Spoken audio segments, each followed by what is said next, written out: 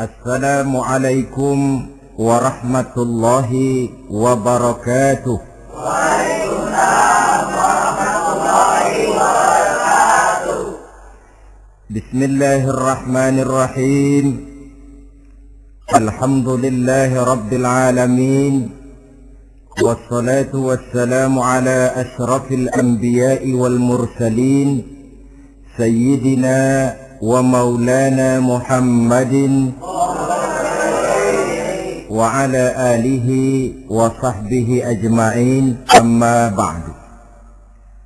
Saudara-saudara hadirin ma'asyiral muslimin rahimakumullah.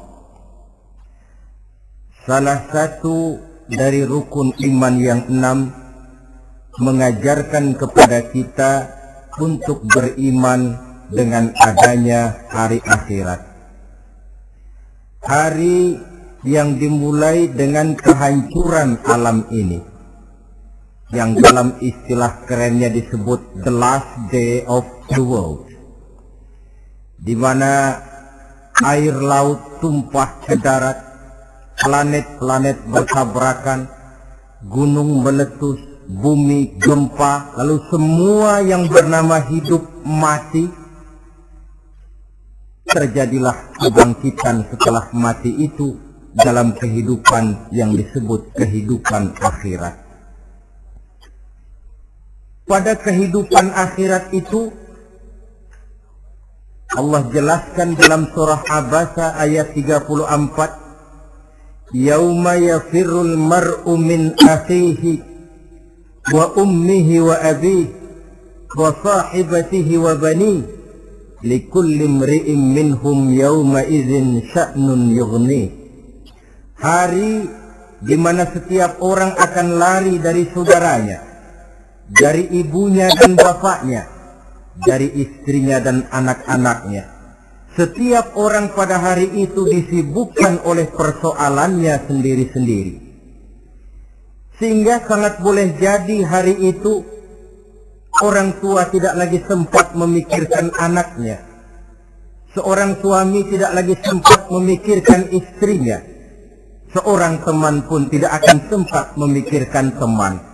Tiap orang sibuk dengan persoalannya sendiri-sendiri untuk mempertanggungjawabkan kegiatan hidupnya ketika di dunia ini. Dalam keadaan semacam itu, di mana orang disibukkan dengan persoalannya masing-masing, ada 7 golongan manusia yang mereka tenang-tenang saja. Orang lain bingung, mereka kalem. Orang lain kepanasan, mereka mendapat keteduhan. Siapa mereka? Inilah yang akan kita jadikan pembicaraan pada pertemuan kita kali ini. Bersumber dari sebuah hadis di mana bersabda Rasulullah sallallahu alaihi wasallam, Sab'atun yuzilluhumullahu yawma la zilla illa zilluh. Ada 7 golongan manusia, kata beliau, yang di akhirat nanti akan langsung mendapat perlindungan dari Allah. Padahal hari itu tidak ada lagi perlindungan selain perlindungan Allah. Sehingga lantaran Allah langsung yang melindungi mereka, maka mereka tidak merasakan lagi kepanasan akhirat. Mereka tidak lagi merasakan kebingungan. Mereka tidak lagi disibukkan oleh persoalan, lantaran mereka langsung dilindungi oleh Allah subhanahu wa ta'ala. Siapa gerangan yang 7 orang ini? Marilah kita lihat satu persatu dengan harapan mudah-mudahan kita termasuk salah satu di dalamnya. Amin ya rabbal alamin. Manusia pertama yang langsung mendapat perlindungan dari Allah, kata Nabi, imamun adil, pemimpin yang adil. Siapa sih pemimpin itu? Dan apa artinya adil? Saudara hadirin, secara umum yang dinamakan adil ialah at-tawassut bainal amraini, Orang yang pandai mengambil sikap jalan tengah dari dua persoalan yang dihadapinya. Biasanya tidak berat ke kiri, juga tidak berat ke kanan. Itu yang disebut adil. Orang yang tidak hanya sekedar bisa menuntut kewajiban dari seseorang, tapi juga bisa memberikan hak kepada orang itu juga disebut adil. Lalu pemimpin itu siapa? Setiap kita adalah pemimpin. Yang besar kecilnya kepemimpinan kita bergantung kepada apa yang kita pimpin. Dan sudah barang tentu bahwa setiap pemimpin akan dimintakan pertanggungan jawab dari apa yang dipimpinnya. Seorang pemimpin yang adil, dia menaungi orang-orang yang dipimpinnya dalam kehidupan di dunia ini. Pantas kalau di akhirat nanti Allah langsung menaungi mereka.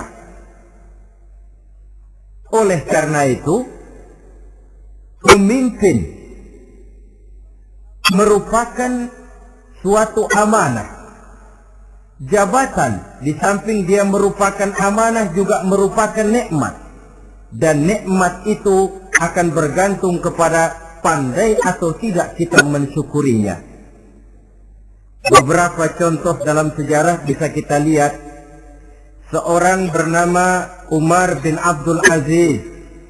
Pada saat beliau secara aklamasi dipilih menjadi pemimpin, menjadi presiden, ucapan yang pertama keluar dari mulutnya, Inna lillahi wa inna ilaihi raji'un. Coba bayangkan ini. Dipilih jadi pemimpin, diangkat jadi presiden, bukan alhamdulillah, malah inna lillahi wa inna ilaihi raji'un. Kenapa? Dia anggap jabatan itu adalah amanah. Menyia-nyiakan amanah berarti khianat, dan khianat ini adalah dosa besar. Pantaslah kalau Allah Subhanahu wa taala memperingatkan, nikmat bisa saja berubah menjadi azab kalau kita tidak pandai mensyukurinya. La in syakartum la azidannakum wa la in kafartum inna azabi lasyadid. Kalau kamu pandai bersyukur, aku tambah nikmatku. Tapi kalau kamu tidak pandai bersyukur, kamu ingkar, kamu lupakan nikmat Allah, awas, azabku amat pedih, kata Allah. Jadi berdasarkan logika dari ayat ini bisa kita katakan orang kaya. Ada orang kaya nggak di sini? Ada orang kaya nggak? Yang kaya tolong dengarin. Orang kaya itu bisa masuk surga karena hartanya. Pun orang kaya banyak yang masuk neraka juga gara-gara hartanya. Tergantung syukur apa tidak syukur. Orang alim, ada yang alim di sini? Tolong dengerin orang alim, yang ustadz, yang kiai. Orang alim bisa saja masuk surga karena ilmunya, dan orang alim pun bisa masuk neraka karena ilmunya. Pejabat, ada pejabat?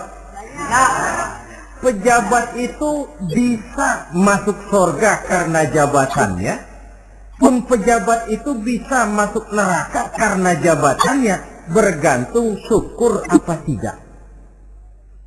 Kalau ada orang kaya, hartanya didapat dari jalan yang halal, berusaha menurut yang disyariatkan oleh Allah, lalu hartanya itu tidak cuma untuk ditumpuk 7 turunan, namun juga berfungsi sosial. Dia bantu pembangunan masjid, dia makmurkan majelis taklim, dia santuni yatim piatu. Orang kaya macam itu dengan hartanya, insya Allah bisa sampai ke surga. Tapi kalau ada orang kaya, hartanya didapat dari segala macam cara, asal harta tercapai segala cara halal, perlu jilat atas, perlu injak bawah, perlu sikut kiri kanan, sikut kiri kanan. Setelah dapat harta lalu pelitnya 17 setan. Tidak mau zakat, infak, apatah lagi sedekah. Orang kaya macam itu dengan hartanya bisa masuk neraka. Na'udzubillah min. Ada orang alim, Dengan ilmunya dia bimbing umat. Dia katakan yang halal itu halal, yang haram itu haram. Dia katakan yang hak itu adalah hak, yang batil adalah batil. Dia tidak peduli apapun resikonya. Orang alim semacam itu dengan ilmunya bisa sampai ke surga. Tapi kalau ada orang alim, dengan ilmunya dia malah membodoh-bodohi orang yang memang sudah bodoh. Yang halal dibilang haram, yang haram dibikin remeng-remeng. Menjadi penjilat ke sana kemari. Orang alim semacam itu bisa masuk neraka karena ilmunya. Begitu juga pejabat, pemimpin. Kalau dengan jabatannya sebagai pemimpin dia berlaku adil, menaungi rakyatnya. Orang besar salah dihukum, orang kecil salah juga dihukum. Tidak hanya pandai menuntut kewajiban, tapi juga pandai memberikan hak. Pemimpin yang adil semacam ini mensyukuri nikmatnya jabatannya, dia bisa sampai ke surga karena jabatannya. Tapi kalau dengan jabatannya dia berlaku sewenang-wenang, yang besar salah didiamkan, yang kecil salah segera ditegakkan hukum, hanya pandai menuntut kewajiban dari rakyatnya tapi tidak pandai memberikan hak, maka pemimpin semacam ini lantaran tidak pandai mensyukuri nikmat, bisa saja nikmat itu berubah menjadi azab. Oleh karena itu saudara-saudara, pemimpin menaungi rakyat, pantas kalau di akhirat nanti Allah langsung menaungi beliau. Siapa pemimpin? Tiap kita. Bapak pemimpin di rumah tangganya, ibu pemimpin bagi anak-anaknya, Pak Lurah memimpin di kelurahannya, Pak Camat memimpin di kecamatannya, pemuda pemimpin bagi dirinya sendiri, akan dimintakan pertanggungan jawab. Kalian para remaja yang hadir di sini memimpin dirimu sendiri. Kau akan ditanya, tanganmu kau lebih banyak gunakan buat apa? Kakimu lebih banyak kau bawa jalan kemana? Lidahmu lebih banyak membicarakan apa? Dan hari pertanggungan jawab nanti kalian jangan berharap akan ada saksi dari luar.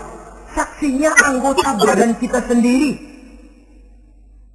Dalam surah Yasin Allah jelaskan, Al-yawma nakhtimu ala afwahihim wa tukallimuna aydihim wa tashhadu arjuluhum bima kanu yaksibun. Ada kan di surah Yasin? Ayat berapa? Pokoknya Yasin dah.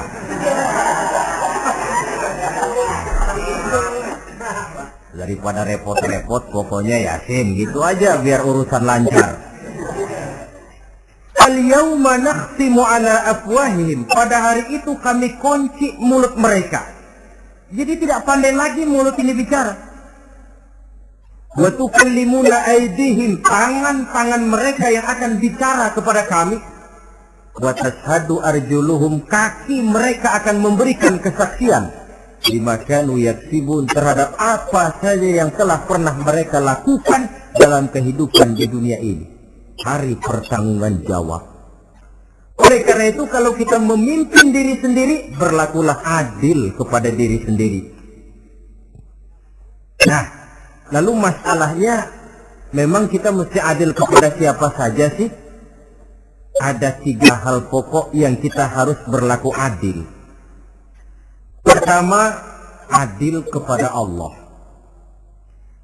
Yang kedua, adil kepada sesama makhluk. Dan yang ketiga, adil kepada diri sendiri. Adil kepada Allah artinya apa? Mendahulukan hak Allah daripada kepentingan pribadi. Kalau sudah datang waktu sholat asar misalnya, walaupun sedang enaknya latihan voli, berhentilah dulu sebentar. Sholat kita adil kepada Allah. Adil kenapa? Dalam contohnya dengan sholat misalnya, sholat itu kan hari semalam 5 waktu yang wajib. Betul apa betul? 5 waktu. Nah sholat itu, kalau sholat bagus, taruhlah 7 menit. Kalau sholatnya itu kilat 4 menit. Ada lagi yang kilat khusus, nggak pakai perangko, 2 menit barangkali selesai. Taruhlah 5 menit kita ambil yang bagus. Kalau 5 waktu kali 5 menit kan cuma 25 menit. Sementara Allah memberikan kita hidup ini 24 jam sehari semalam. Cuma 25 menit diminta untuk ibadah kepadanya. Tidak sanggupkah kita berlaku adil?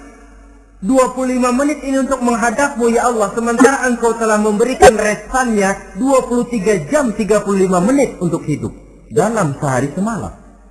Mendahulukan hak Allah daripada kepentingan pribadi. Adil kepada Allah. Adil kepada yang kedua, adil kepada sesama makhluk. Adil kepada manusia, adil kepada binatang, adil kepada alam. Yang kalau prinsip keadilan itu kita langgar akan membawa efek bagi diri kita juga. Manusia sekarang kan tidak adil kepada alam. Misalnya apa? Hutan ditebangi secara liar, gunung-gunung menjadi gundul. Akibatnya ketika turun hujan terjadi erosi, banjir melanda kemana-mana, tanah longsor terjadi. Akibatnya terkena manusia juga kalau mereka sudah tidak menjaga keseimbangan alam ini. Adil kepada orang lain, apakah itu namanya tetangga, teman, keluarga. Dan yang ketiga, adil kepada diri sendiri. Bagaimana pengertiannya? Mata ini punya hak untuk tidur, begadang terus tiap malam, tidak adil kepada mata. Nah, ini yang ketawanya paling kencang pasti tukang begadang ini.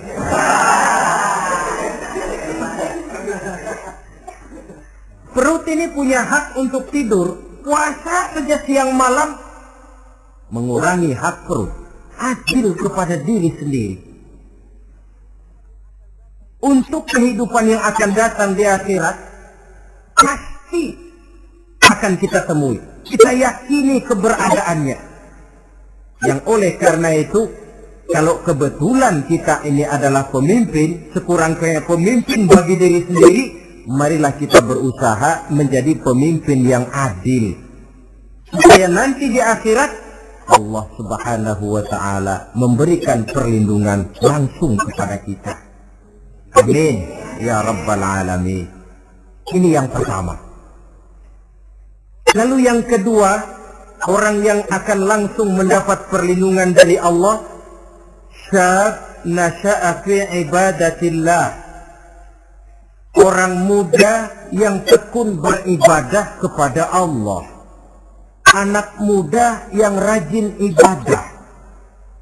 Kenapa kok Nabi bilang anak muda, bukan orang tua? Apa orang tua yang rajin ibadah Allah nggak senang? Tentu Allah senang. Cuma Allah lebih senang lagi kalau ada anak muda yang rajin ibadah. Sebab apa? Kondisi psikologis. Kalau ada orang tua rajin ibadah itu mah pantas. Emang udah waktunya. Ada orang sembayangnya rajin, masuk masjid, masuk maghrib, keluar isya, malam tahajud, tahlilnya mantap. Umurnya berapa? 70. Enggak istimewa. Itu memang sudah mestinya. Lagian kalau sudah 70 masih bandel aja, kapan mau taubat? Tapi kalau ada anak muda, darahnya masih mengalir dengan panas, dia masih berusaha mencari bentuk-bentuk kepribadian dalam dirinya. Dia masih mudah terpengaruh oleh lingkungan, tapi dia sanggup memblokir itu, disalurkannya di jalan Allah. Dia tekun beribadah. Allah cinta betul pemuda semacam itu. Sehingga nanti di akhirat mereka langsung mendapat perlindungan dari Allah Subhanahu wa ta'ala. Selalu pembangunan yang mengarah kepada modernisasi diikuti dengan proses pergeseran nilai. Dalam kondisi semacam ini, kehidupan remaja pemuda yang masih mencari identitas dan pembentukan kepribadiannya mudah terpengaruh oleh hal-hal yang ada di sekelilingnya. Sehingga sangat boleh jadi apa yang dianggap orang dulu tabu lalu dianggap biasa. Yang aneh-aneh malah dijadikan model. Yang dilarang malah nekat diterjang. Di mana norma dan kaedah-kaedah moral tidak lagi mendapat perhatian yang wajar. Dalam kondisi semacam ini terjadilah proses peluncuran moral. Dan hampir di mana-mana kehancuran suatu bangsa dimulai dengan kehancuran moral daripada generasi mudanya. Oleh karena itu pemuda yang tekun ibadah ini sangat positif dampaknya dalam kerangka pembangunan umat. Pak, ibadah itu apa sih? Kalau jadi pemuda yang tekun ibadah, apa kemana-mana mesti bawa tasbih? Mungkin. Apa mesti pakai peci terus? Boleh jadi. Apa kemana-mana mesti pakai kain sarung? Ya tidak juga. Ibadah kan artiannya luas. Segala perbuatan yang diperintah dan karenanya bertujuan mencapai ridho Allah, itu bernama ibadah. Kalian remaja berangkat menuntut ilmu, pergi pagi pulang siang, membekali diri menuntut ilmu, itu ibadah. Kalian pulang ke rumah, ibu bapak memerintah taat kepada orang tua, ibadah. Membersihkan lingkungan, ibadah. Bahkan jaga di waktu malam pun, kalau untuk dengan niat bismillah, saya jaga malam ini untuk ketenangan rakyat supaya mereka tekun dan tenang melaksanakan ibadah, itu tercatat sebagai amal soleh yang bernilai ibadah. Jadi tidak cuma sekedar sujud, tidak cuma sekedar baca Quran, seluruh aspek kehidupan manusia yang diperintah Allah dan yang bertujuan mencari ridho Allah itu bernilai ibadah. Pemuda yang tekun melaksanakan ibadah kepada Allah. Apalagi terutama adik-adik remaja yang hadir pada kesempatan ini, masa muda itu masa yang paling indah memang. Sampai orang Kulon bilang, there is not delightful memorize. Ya Barat itu kan Kulon. Saya lebih senang pakai orang Kulon saja. There is not delightful memorize and then the youth moment. Bahwa tidak ada masa yang lebih indah selain masa muda. Tapi masa muda yang katanya indah itu sebentar. Sebentar sekali. Kalau kita tidak pandai memanfaatkannya dengan sebaik-baiknya, boleh jadi dia akan hilang tanpa sesuatu yang ada artinya buat hari depan. Dan hari depan itu sebagian besar ditentukan oleh masa muda sekarang ini. Karena itu kepada yang muda saya berpesan, pergunakanlah masa muda itu dalam ketekunan beribadah kepada Allah. Ibadah dalam artian yang seluas-luasnya. Jangan seperti pepatah orang, kelapa muda katanya kupas-kupasin, kelapa tua tinggal batoknya. Selagi muda puas-puasin, udah tua tinggal bongkoknya. Iyalah, kalau dipuas-puasin dalam arti yang positif, boleh. Mumpung masih muda, puas-puasin nuntut ilmu. Mumpung masih muda, puas-puasin ibadah. Mumpung masih muda, puas-puasin berbakti kepada kedua orang tua. Puas-puasin dalam artian yang positif, tentu saja bagus. Tapi kalau puas-puasin dalam arti menghambur umur untuk sesuatu yang mubazir, bergadang di pinggir-pinggir jalan, lalu mulai berkenalan dengan morfin, narkotik, ganja, terperangkap oleh budaya-budaya modern yang menyesatkan, terpancing oleh model-model baru yang kelihatannya menarik tapi sebenarnya tidak bermanfaat. Entah pada akhirnya akan mendatangkan penyesalan kepada kita saja. Coba, belakangan ini saya dengar di Jakarta akan ada satu festival yang disebut Festival Ngeceng.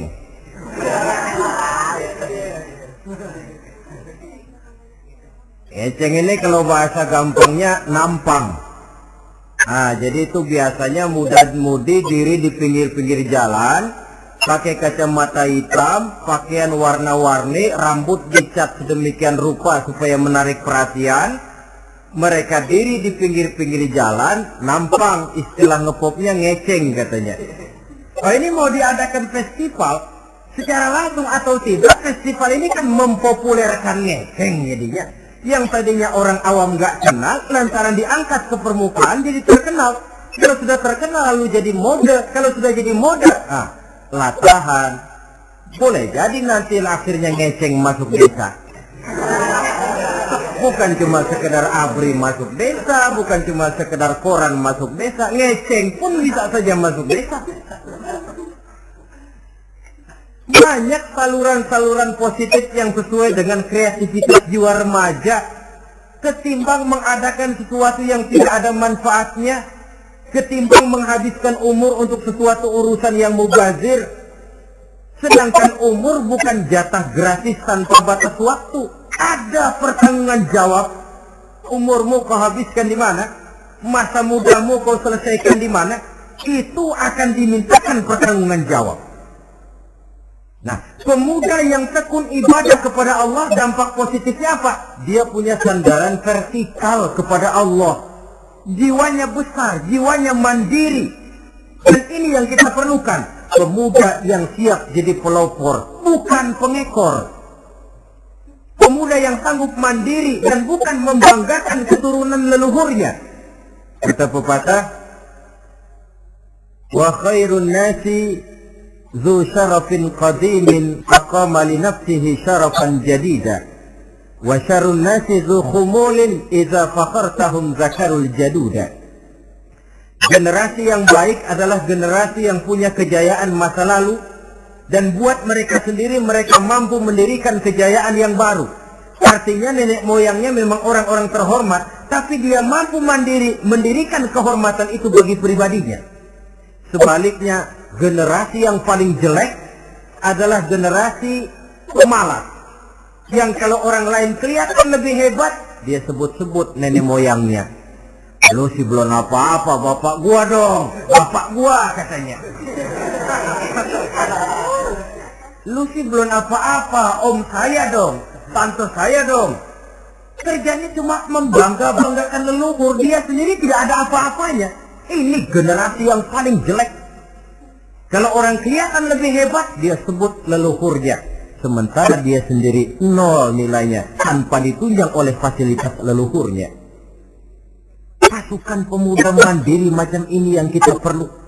Bukan sekedar pasukan pemuda oke bos, kulun nuwun, yes sir, yes man, kumaha juragan wae.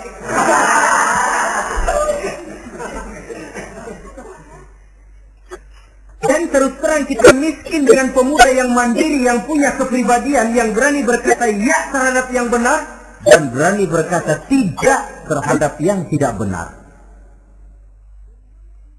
Dari mana ini didapat? Sandaran vertikal dalam bentuk ibadah kepada Allah akan memantapkan jiwa, membersihkan hati, sehingga dia akan berfungsi seperti radar.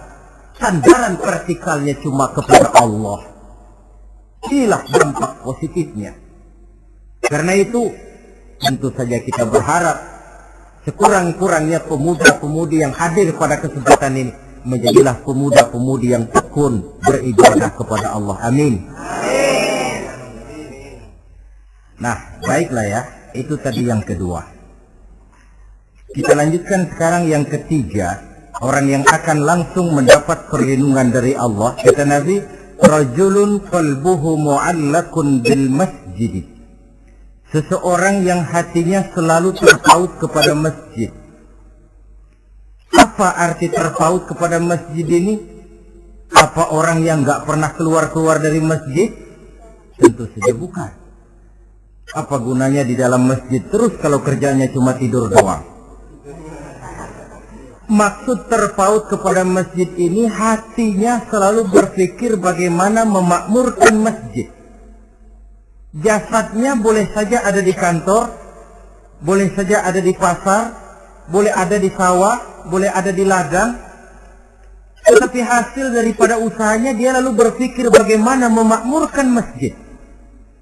Sebab apa? Masjid merupakan center of activity, pusat daripada kegiatan umat. Kalau kita lihat fungsi masjid di zaman Rasul, Di masjid beliau berdakwah, di masjid beliau mengatur negara, di masjid beliau mengadakan perundingan, di masjid beliau bermusyawarah dengan para sahabat. Pusat daripada kegiatan umat. Dan memakmurkan masjid ini dasarnya tidak lain karena iman kepada Allah. Prinsipnya bagaimana kita menghidupkan masjid dan bukan mencari hidup di masjid. Kalau sudah prinsipnya dibalik, bukan menghidupkan masjid tetapi mencari hidup di masjid, saya khawatir masjid akan ambruk. Nyatanya kadang-kadang masjid kita ini fungsinya belum maksimal. Kadang-kadang ada kok masjid yang bukanya cuma seminggu sekali. Jumat pagi jam 9 masjid buka, Jumat jam 2 tutup, buka lagi Jumat depan. Seminggu sekali. Kelemahan lainnya manajemen masjid, terus terang sajalah kita bicara. Kadang-kadang pengelolaannya ketua masjid bapaknya, khatib mantunya, sekretaris ponakannya, imam Bilal cucunya. Gak ada orang lainnya. Ya kalau bagus kepengurusannya tidak apalah. Tapi kadang-kadang kelemahannya ialah bagaimana menciptakan manajemen masjid yang baik sehingga masjid bisa berfungsi sebagaimana fungsinya di zaman Rasulullah Sallallahu Alaihi Wasallam. Apalagi belakangan ini ada kecenderungan yang membuat kita optimis, gembira. Remaja, pemuda-pemudi mulai gemar datang ke masjid. Berkumpul membentuk remaja masjid, remaja musola, mengadakan kegiatan majelis taklim yang mingguan, yang bulanan, aksi sosial, yang semuanya bermuara dari kehidupan masjid. Sesuatu yang menggembirakan. Dan sudah sepatutnya para pengelola masjid membuka pintu untuk bisa mengatur masjid menurut manajemen yang diharapkan oleh umat. Karena bagaimanapun di masjid dua jalur komunikasi, bahasa kerennya two-way traffic communication, itu bisa kita laksanakan. Yaitu hablum minallah wa hablum minannas. Berhubungan kepada Allah dan berhubungan kepada sesama manusia bisa terlaksana di masjid. Berhubungan dengan Allah jelas saja lewat sholat misalnya.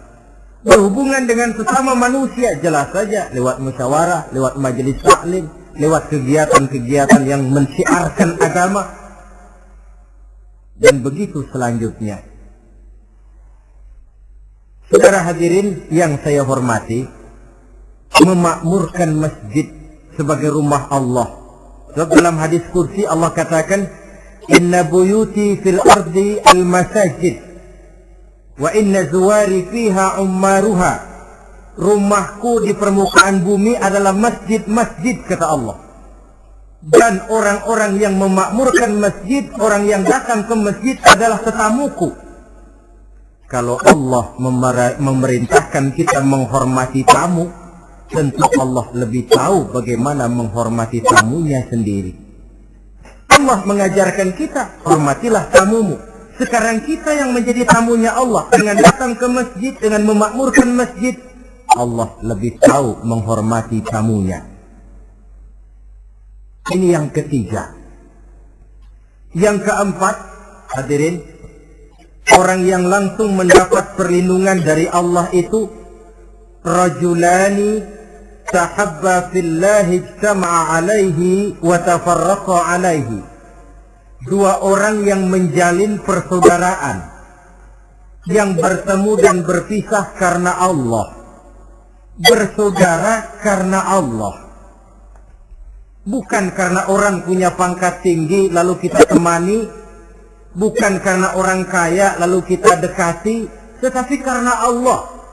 Kau di jalan Allah, mari kau saudara saya.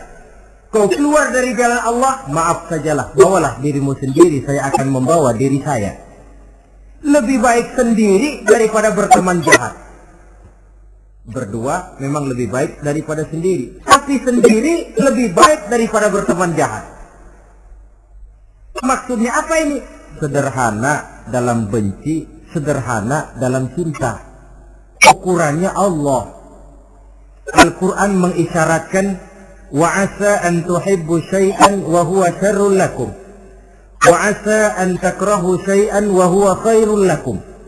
Sangat boleh jadi kata Allah kamu menyenangi sesuatu padahal akibatnya tidak baik bagi kamu.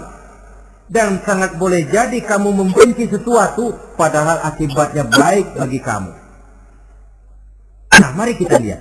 Kalau orang bersaudara cuma karena temannya itu punya pangkat tinggi, saya yakin kalau temannya pensiun, persaudaraannya akan selesai sampai di situ. Kalau kita mencari teman cuma karena dia kaya, satu saat dia jatuh bangkrut, jatuh miskin, persaudaraan akan selesai sampai di situ. Tapi kalau karena Allah yang bisa memisahkan kita apabila orang sudah keluar dari jalur yang diridhoi oleh Allah Subhanahu wa Ta'ala. Oleh karena itu, kepada semua hadirin, mari menjalin persaudaraan dalam bentuk ideal yang diajarkan oleh Islam, nilai persaudaraan yang diikat oleh akidah. Kalaupun harus benci, bencilah sederhana, tidak habis-habisan ngebenci orang. Kalaupun harus cinta, cintalah sederhana. Boleh jadi yang hari ini kita benci bukan main, besok kita senangi.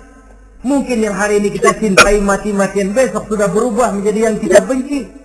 Sederhana saja, tidak usah berlebih-lebihan.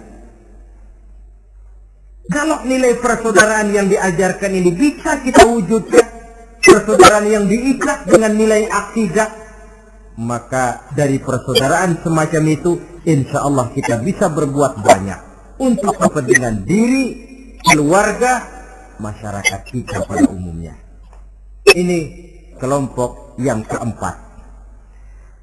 Orang kelima yang nanti langsung mendapat perlindungan Allah, rajulun da'athum ra'atun zatu mansibin wa jamalin ila nafsiha faqala inni akhafullaha rabbal alamin.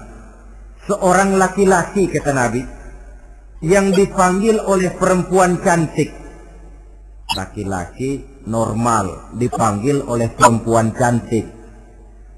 Untuk apa? Diajak melakukan perbuatan yang negatif. Tidak ada orang yang tahu. Tempatnya sepi. Apa yang terjadi? Orang ini berkata, inni akhafullaha rabbal alamin. Maaf saja, saya takut kepada Allah. Orang yang bermoral nanti di akhirat langsung dilindungi oleh Allah. Tidak mudah jatuh oleh bujuk rayu. Tidak mudah terpesona oleh wajah-wajah yang menggiurkan. Seperti dalam sejarah yang terkenal itu Nabi Yusuf alaihi salam. Kenal kan Nabi Yusuf?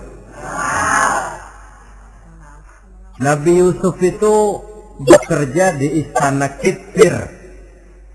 Kitfir ini punya istri namanya Zulaikha, orangnya cantik.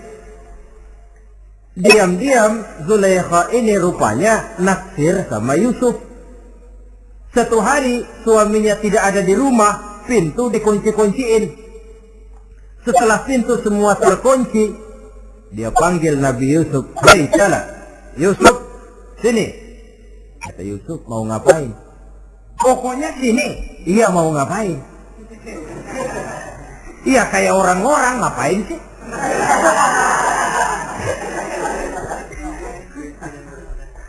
Sebenarnya ini Zulaikha senang kepada Yusuf, Yusuf pun demikian. Walaqad hammat bihi wa hamma biha. Zulaikha menyenangi Yusuf, Yusuf pun menyenangi Zulaikha.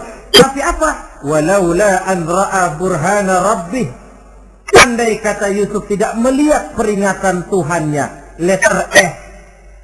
Yusuf, ini bukan pekarangan ente, dilarang parkir di sini. Sehingga walaupun tidak ada yang tahu, tidak ada yang melihat, Nabi Yusuf selamat dari bujuk rayu Zulaikha. Mempertahankan nilai-nilai moral di tengah kemajuan zaman memang merupakan pekerjaan yang tidak ringan. Merupakan pekerjaan yang sangat berat. Akan ada saja cobaan, akan ada saja gangguan yang kita temui di sepanjang perjalanan hidup ini. Tapi sebaliknya, kalau orang sudah tidak lagi menjunjung moral yang tinggi, lalu hidup menurut selera sendiri-sendiri, ya kita lihatlah lahirnya kebudayaan kumpul kebo yang diawali dengan free sex yang mengarah kepada common living alias hidup bersama tanpa nikah. Memang sebabnya boleh jadi macam-macam. Mungkin karena broken home, nggak merasa diperhatikan di rumah, ibu bapak sibuk lalu anak mencari kesibukan sendiri. Mungkin karena tekanan ekonomi dalam kehidupan miskin, lalu ada yang menawarkan kerjaan, tidak taunya malah dilemparkan ke lembah hitam.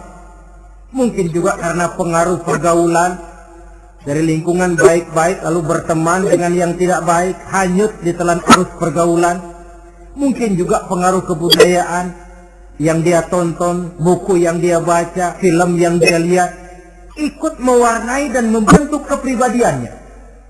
Tapi apapun alasannya, satu hal yang jelas, semuanya berangkat dari rapuhnya pegangan orang kepada nilai-nilai agama.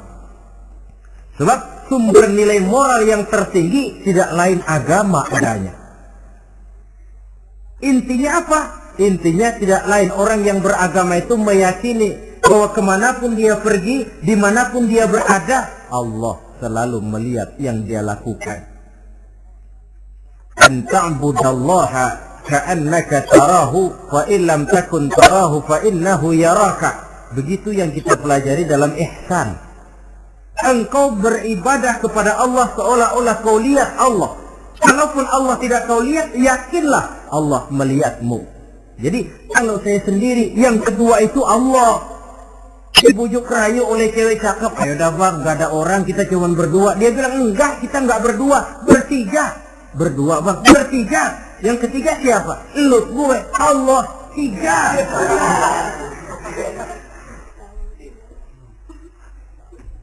Di kantor mau korupsi dia kasak kusuk, gerasak berusuk cari apa yang seharusnya menjadi hak orang lain. Tidak ada yang lihat, tapi dia tidak sendiri. Saya berdua. Yang kedua, Allah.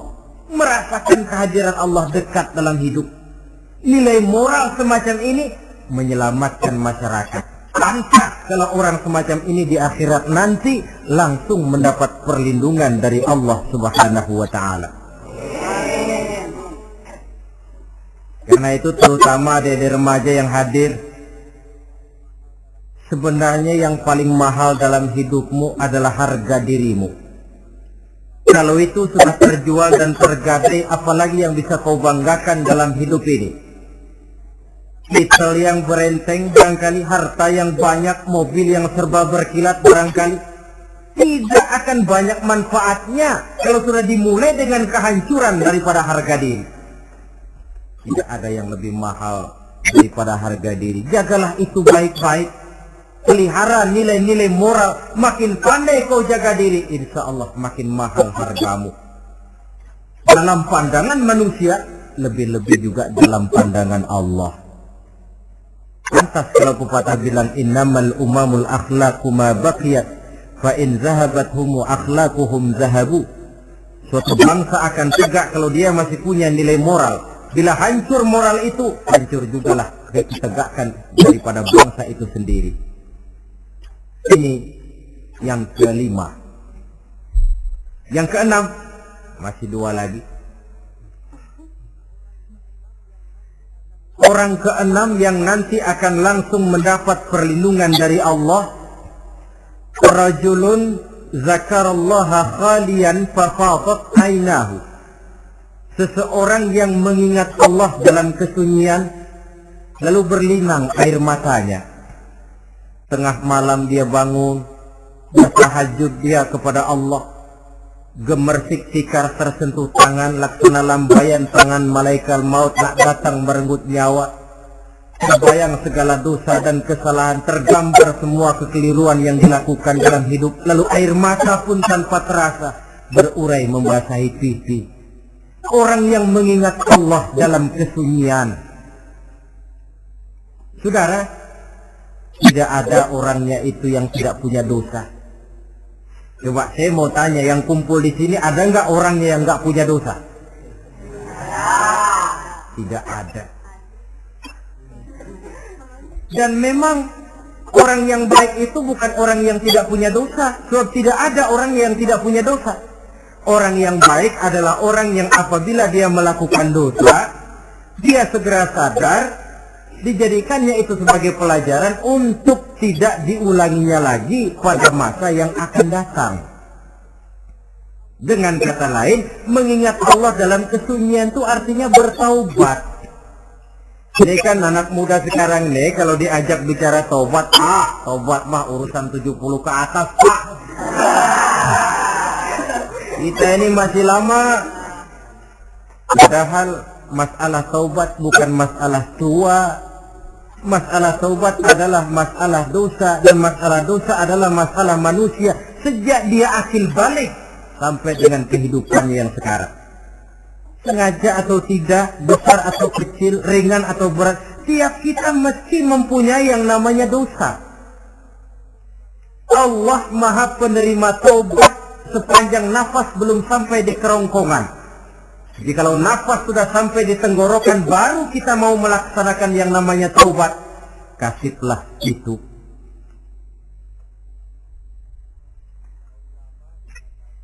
Para ulama mengatakan, la saghair ma'al istimrar, wala kabair ma'al istighfar. Tidak ada dosa kecil kalau ditumpuk terus. Dan tidak ada dosa besar kalau diikuti dengan istighfar, permohonan ampun kepada Allah. Jadi jangan menganggap, ini dosa kecil, ini dosa kecil, ditumpuk-tumpuk, nah jadi gede juga. Tidak ada dosa yang kecil kalau dikerjakan terus-menerus. Dan tidak ada dosa yang besar kalau diiringi dengan istighfar. Dalam kehidupan ini, apabila dosa sudah bertumpuk, maksiat merajalela, munkarat menjadi jadi, Allah tidak akan segan-segan menurunkan azab. Azabnya itu bisa dalam bentuk bencana alam, banjir namanya, kebakaran merajalela namanya, gempa bumi namanya, bendungan pecah namanya, reaktor atom bocor namanya. Namanya boleh jadi macam-macam. Sebab apa? Al-Quran memberikan jaminan, wa ma kana Allahu liyu'adzibahum wa hum yastaghfirun. Allah tidak akan menurunkan azab selama di tengah masyarakat manusia masih banyak orang yang istighfar kepada Allah. Jadi hakikatnya kita ini berhutang jasa kepada orang yang rajin sujud, rajin mohon ampun kepada Allah. Lantaran mereka barangkali azab tidak diturunkan oleh Allah kalau melihat banyaknya sudah munkarat dan maksiat. Mengingat Allah dalam kesunyian, tengah malam, waktu yang mustajabah, terutama sepertiga malam yang akhir, situasinya lain. Gak percaya boleh coba, nyobakan gak bayar. Coba kalian bangun tengah malam, tahajud, kalian akan menemukan satu suasana yang lain daripada misalnya kalau kalian sembahyang zuhur tengah hari panas terik di tengah banyak orang. Hati bergetar. Segala kekeliruan yang pernah kita kerjakan lalu terbayang, dan air mata tanpa terasa, tanpa diundang bahkan berurai membasahi pipi. Ya Allah, alangkah nikmatnya suasana macam itu. Menciptakan perasaan dekat dengan Allah. Terwujud kedamaian batin, dan ini yang banyak dicari orang sekarang, yang kadang-kadang karena terlalu ingin mencari kedamaian lalu keliru jalan, yang bertapa di gua-gua katanya detik dari kehidupan manusia, memencilkan diri dengan cara-cara yang mereka atur sendiri. Tidak macam itu. Quran punya resep. Ala inna bi dzikrillahi tatmainnul qulub. Ketahuilah, dengan banyak mengingat Allah, hati menjadi tenang, jiwa menjadi lapang, pikiran menjadi damai. Ini resep Islam untuk mencapai ketenangan jiwa. Mengingat Allah dalam kesunyian. Saudara hadirin yang saya hormati, ini aspek daripada ibadah. Jadi dengan kata lain, masalah Mengingat Allah dalam kesunyian, mengingat dosa, bukan urusan orang tua, tapi masalah manusia. Siapapun adanya, sejak dia akil balik, mesti entah kecil besar, entah sedikit entah banyak, ada kesalahan yang dilakukannya. Karena itu, kalau kita masih diberikan kesempatan untuk hidup, artinya Allah masih memberikan kesempatan kepada kita untuk memperbaiki diri. Nanti kalau sudah sangka kalah ditiup, alam hancur seperti yang saya jelaskan di awal tadi, sudah tidak sempat lagi, yang tinggal menyesal. Ada yang meratap lalu berkata, ya laitani kuntu turaba, dalam Quran. Aduh, andai kata kita bisa balik jadi tanah aja dah dulunya, jangan jadi orang. Kalau dulu kita tetap jadi tanah mah nggak tanggung jawab apa-apa. Dijadiin orang, sekarang mesti tanggung jawab. Bagaimana ini? Bingung. Ada yang berkata, ma aghna anni maliya halka anni sultaniyah. Ternyata harta yang saya bangga-banggakan tidak bawa manfaat hari ini. Ternyata jabatan yang pernah saya duduki malah merusak saya hari ini. Tinggal lagi penyesalan karena kelalaian memanfaatkan waktu hidup dalam kehidupan di dunia ini. Karena itu pandai-pandailah membagi orientasi. Ada saatnya kita sibuk tenggelam dalam berbagai urusan dunia, lain saat tenggelam dalam kefanaan dan kesunyian, membekali diri untuk kehidupan akhirat nanti. Sebentar meninggalkan dunia, rekes kepada Allah, mi'raj, naik menghadap Allah, supaya terwujud keseimbangan untuk mencapai fid dunya hasanah wa fil akhirati, kebahagiaan dan kebaikan di dunia maupun di akhirat nanti. Inilah golongan yang keenam, orang yang langsung mendapat perlindungan Allah, yang mengingat Allah dalam kesunyian. Yang ketujuh, yang terakhir, orang yang langsung mendapat perlindungan dari Allah di akhirat nanti, rajulun tasaddaqa bi sadaqatin fa akhfaha hatta la ta'lama shimaluhu ma tunfiqu yaminuhu. Seseorang yang bersedekah, lalu dia ikhlas dengan sedekahnya sehingga tangan kirinya tidak tahu apa yang diberikan oleh tangan kanannya. Orang yang pemurah, orang yang menyadari bahwa apapun yang dia punya dalam hidup ini cuma sekedar titipan. Fungsinya lalu seperti keran, menyimpan air tapi untuk disalurkan lagi kepada orang yang memang memerlukannya. Alangkah nikmatnya kalau Allah memberikan kepercayaan kepada kita untuk menjadi penyalur, distributor rezeki. Kalau kita ingat kemari, berpikir ke sini, kita tidak akan sayang lagi.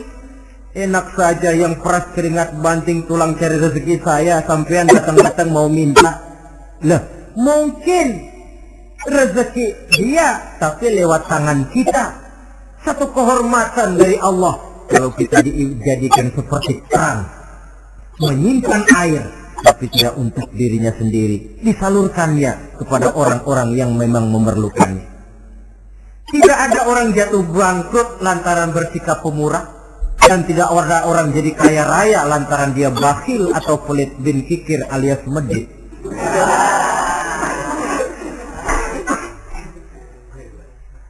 Dalam kitab Riyadhus Shalihin kita baca, tiap pagi ke alam ini turun 2 malaikat.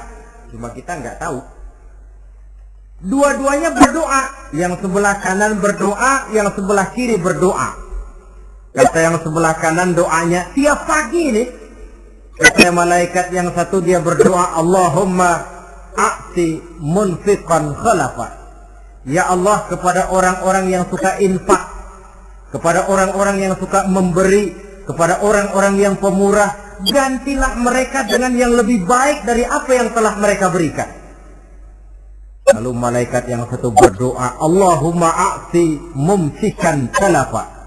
Ya Allah, kepada orang-orang yang mumsik, bakhil, kikir, berilah mereka kerusakan dan kebinasaan di dalam harta mereka. Maka lihat sajalah, orang kaya tapi pelit, ada saja jalan yang kira-kira duitnya bakalan jadi keluar, kan nggak ada pahalanya. kena musibah, lalu berobat sekian juta, kemalingan, ditipu orang. Ada saja cara duitnya keluar yang gak ada pahalanya.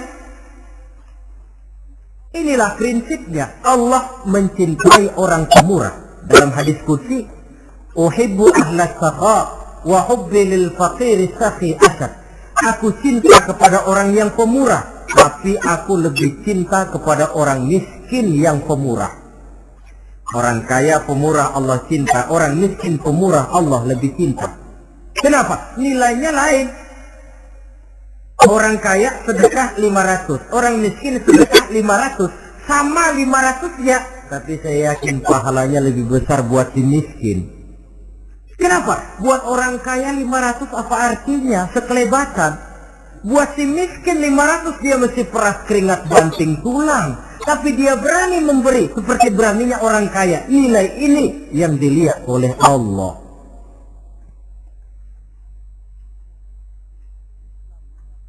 Islam mengakui hak milik pribadi, tapi harus berfungsi sosial. Di dalam harta yang kita miliki itu ada haknya masjid, ada haknya yatim, ada haknya madrasah.